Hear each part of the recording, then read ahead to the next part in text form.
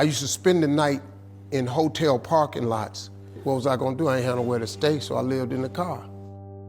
I had $35. And I said, come on, God, man, I've been trying to make this dream come true. You done left me out here like this. And I was crying so hard that he just said, I didn't like hear a voice or nothing, but he spoke to me, and however he said, if you get up, I'm gonna take you places you ain't never been. Now I was finna quit. So I said, skip it. I'm gonna quit anyway. So I got in my car, I went to a payphone, and I was gonna call my dad. You remember back in the day where you could punch in a code and call your answering machine and get your messages? So I called and I punched in the code, and it said, doop. He said, hey Steve, this is Chuck Sutton with Showtime at the Apollo. We saw a tape of you. You're very funny. If you could get here Sunday night, we'd love to put you on television. Call me back, let me know if you can make it. So I hung the phone up, I'm crushed, because my whole dream of being on TV, and I couldn't get to New York. I got $35. How I'm gonna get to New York? I can't make it. So I'm standing there at the phone booth and tears just coming down my face. I said, God, so that must be a sign for me to go home. Cause this it, I ain't even got the money to go to the Apollo. My whole thing, I wanted to be on TV, I couldn't even make the dream come true. This is the most messed up moment. And so I said, man, let me call this dude back and see if he said this Sunday. Because maybe he said next Sunday and I could hustle up a little bit of money or something. I don't know what I'm gonna do, but let me just call him back. So I called him back. Steve, this is Chuck Sutton, Showtime at the Apollo. We saw a tape of yours. You're very, very funny. Look, we have an opening Sunday night at Showtime at the Apollo. If you can make it, we'd love to put you on TV. I said, it's this Sunday.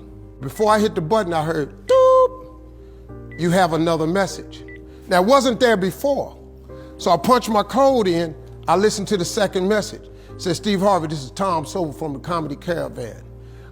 This was a Thursday. He said, I have a gig in Jacksonville, Florida on Friday night that pays $150. If you can get there Friday night, you'll make $150. So I called him back and I said, hey Tom, did you get a gig away? He said, no, it's still available. He said, can you get there? I said, I'm in Pensacola, Florida. I'm 3.5 hours away. So I drive to Jacksonville, Florida, and that night I made the 150. The club owner said, man, you funnier than the guy we hired. If you stay tomorrow night, I'm gonna give you another $150. So now I got $300 now. So I get on the phone, I call Chuck Sutton. I say, hey man, is the gig still available at Showtime at the Apollo? He said, yeah, we got one opening left. I said, I'll be there. So I called Eastern Airlines, who used to be open back then. They had a special for $99 going from Jacksonville, Florida to New York round trip. So I parked my car at the airport. I got it.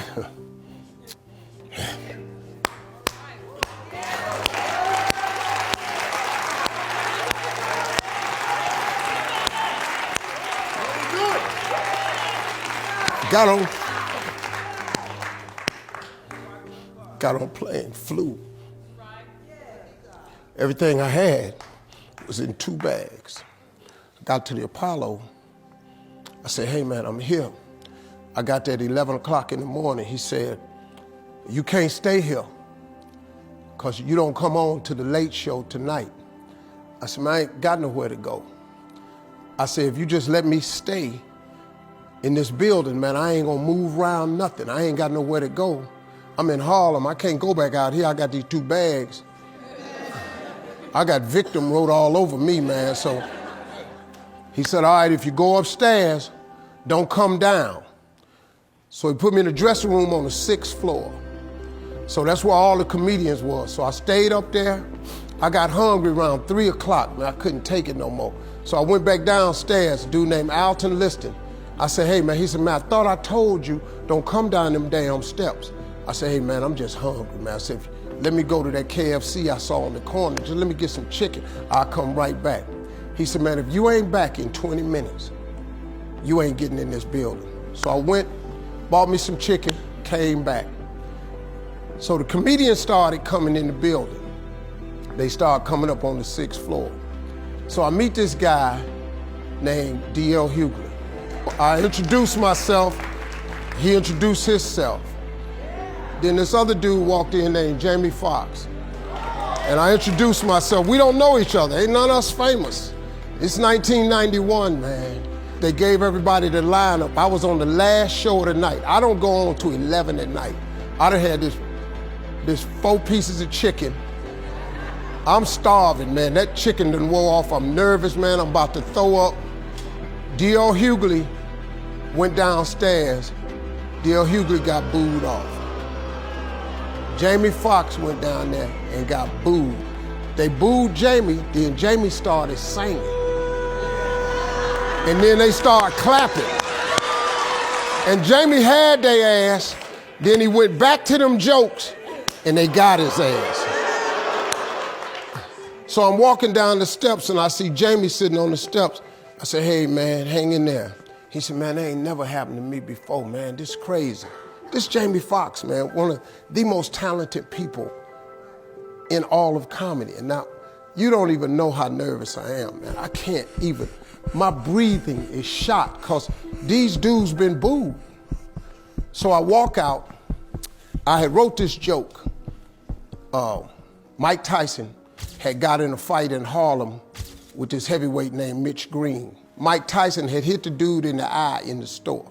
Now he was on the news, his eye was swollen. So the joke I wrote was, they was interviewing Mitch Green and he was telling everybody what happened, but his eye took over the interview.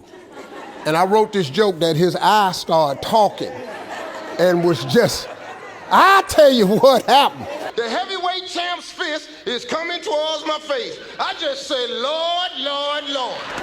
And I wrote this whole joke about this dude's eyeball talking. And when the punch came, and all this here. The Apollo, man, they went crazy. They lost their mind. I got a standing ovation, man. I walked off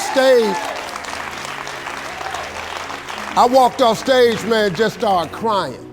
I couldn't believe it. They paid me. I made $750 for being on TV for one night. I'd never made $750 telling jokes in one night. And so that was my first television appearance. A couple weeks later, Sinbad was the host of the show.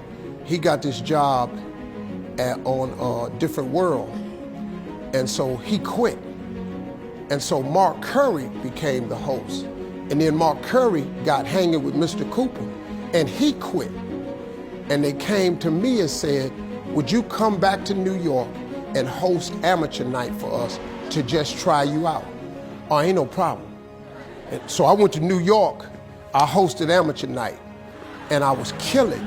But every time we went to commercial break, I was supposed to let the warm-up act take over like Ruben does. But I knew not to let the warm-up act do that because he would change the attitude of the crowd because the Apollo was a wild place. So I stayed out there. I did the warm-up and the hosting. And I created a bond with that audience. And that's how I got on TV. It was my very first TV show. I hosted Showtime at the Apollo. I ended up being the longest running host in the history of Showtime Apollo. I did that show for 8 years. Nobody ever did it for 8 years. And that was my turn back moment. See, in your life, everybody has a turn back moment. You have a moment where you could go forward or you can give up. But the thing you have to keep in mind before you give up is that if you give up, the guarantee is it will never happen. That's the guarantee of quitting, that it will never happen, no way under the sun. The only way the possibility remains that it can happen is if you never give up no matter what. Because God is always coming. He's never too late. At your worst moment, look man, when they told me I had to be in New York, I saw no way I could get there. But that God though, he make the phone ring. I end up in Florida, I make $300. Then I go to New York, I make $750. Almost got $1,000 out of nowhere. That's what happened to me. That was my my moment of never giving up, that's when I first learned that faith was everything, that you have to remain faithful.